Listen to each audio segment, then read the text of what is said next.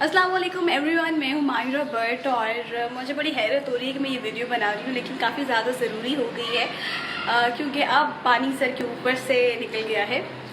मुझ पर एक फॉल्स एलिगेशन जो है वो लगाया गया था एक टिकटॉक स्टार की जानिब से कुछ दिन पहले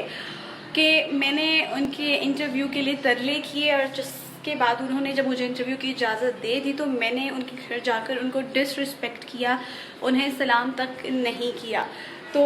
पहले मैंने ज़रूरी नहीं समझा था कि मैं इसका जवाब दूं, लेकिन क्योंकि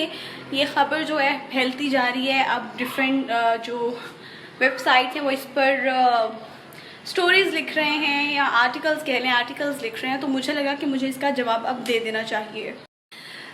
पहला एलिगेशन जो मुझ पर लगाया गया कि मैंने उनके तरले किए इंटरव्यू के लिए, मैं रोज़े में हूँ, आई स्वेयर टू गॉड, मैं उन्हें पहले जानती भी नहीं थी क्योंकि ज़रूरी नहीं है कि अगर आप टिकटॉक स्टार हैं तो हर इंसान टिकटॉक पर हो और वो आपको जानता हो, ये ज़रूरी नहीं है। जस्ट बिकॉज मैं एक एंकर पर्सन हूँ और अगर मुझे किसी का इंटरव्यू करने जाना है तो मैं उसके लिए पहले थोड़ा होमवर्क करती हूँ उसकी पर्सनालिटी पर। तो पर्सनालिटी की तरफ तो मैं बाद में आती हूँ, पहले मैं ये क्लियर कर दूँ कि मैंने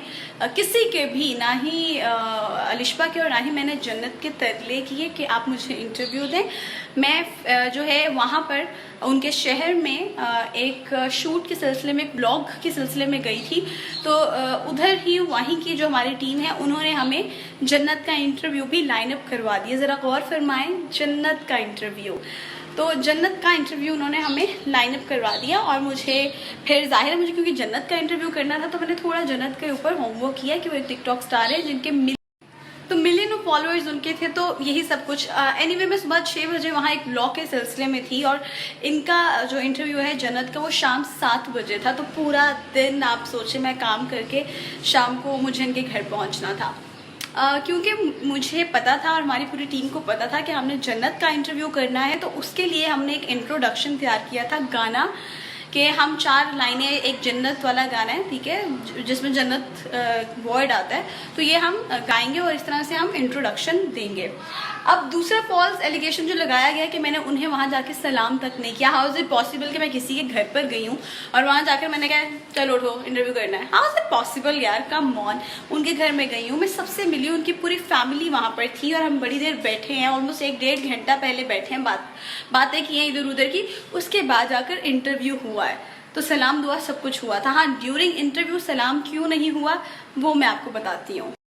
तो जिस तरह से प्लान था कि मैं पीछे से एंट्री करूंगी गाना गाते हुए और जन्नत आगे अपना टिकटॉक बना रही होंगी, उसी तरह से हमने सारा किया। मैं पीछे से जब एंटर हुई हूँ गाना गाते हुए तो आगे जन्नत के साथ अलिशबा भी खड़ी थी, तो that was a awkward moment for me as well.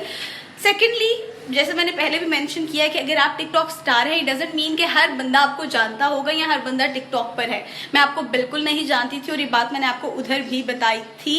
Anyway, हमने अपना इंट्रोडक्शन दिया। इंट्रोडक्शन देने के बाद आप अपनी मर्जी से इंटरव्यू के दौरान बैठी थी। हमने आपको बिल्कुल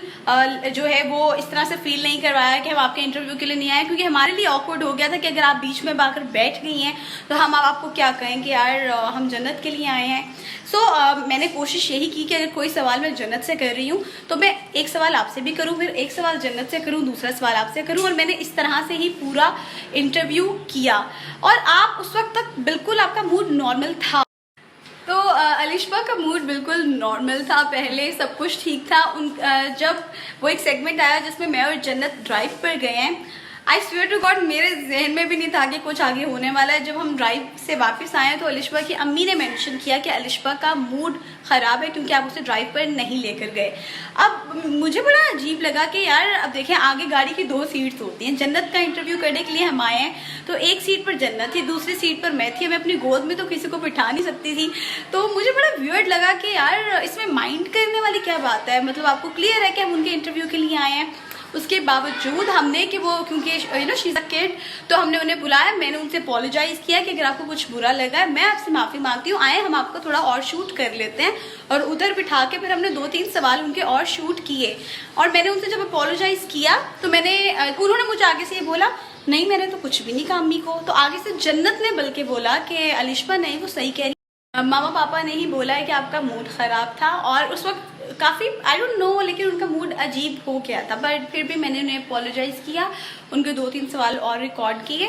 और it was a happy ending, मतलब उस वक्त सब कुछ नॉर्मल था। उसके बाद जो उन्होंने स्टेटस लगाया कि 3rd क्लास रिपोर्टर, पहले मेरे इंटरव्यू के लिए तरले किए, फिर मुझे सलाम तक नहीं किया, ये फॉल्स एलिगेशंस हैं, ऐसा कुछ भी नहीं हुआ था, ना ही मैंने किसी के तरले किए, मैं ना ही आपको जानती थी इससे पहले। और ये बात आप प्लीज़ जहन में बिठा लें कि अगर आप कोई स्टार हैं तो इट डजेंट मीन कि पूरी दुनिया आपको जानती होगी, या अगर आप टिकटॉक पर हैं तो सारी दुनिया टिकटॉक इस्तेमाल करती होगी। और अगर इस्तेमाल करती भी है यार, ज़रूरी नहीं है कि हर एक ने आपको फॉलो किया हो, प्लीज़। तो उसके बाद मैंगो बाज ने जो आर्टिकल लिखा है, I don't know what to say, I seriously don't know, but मेरे ख्याल से मुझे मेरी साइड की स्टोरी बताना भी ज़रूरी, मैं समझ रही थी, पहले नहीं समझ रही थी, लेकिन अब क्योंकि मेरे घर वालों ने कहा कि तुम्हें अपनी स्टोरी भी बताना चाहिए, तो मैंने कहा ठीक है जी, एक वीडियो में भी पोस्ट कर देती हूँ। अब मैं ये बिल्कुल नहीं कह रही हूँ कि आप सब मुझे सच माने या उन्हें गलत कहें, क्योंकि मेरी तरबियत ऐसे बिल्कुल नहीं है कि मैं किसी को 3rd क्लास कहूँ या मैं किसी की तजलील करूँ, किसी को जलील करूँ सोशल मीडिया पर। और यही मैं एक्सपेक्ट आपसे भी करती हूँ कि अगर कुछ हुआ ही नहीं तो आप काइंडली मुझ पर झूठा इल्ज़ाम भी ना लगाएं। Thank you so much, take care, अल्लाह हाफिज़।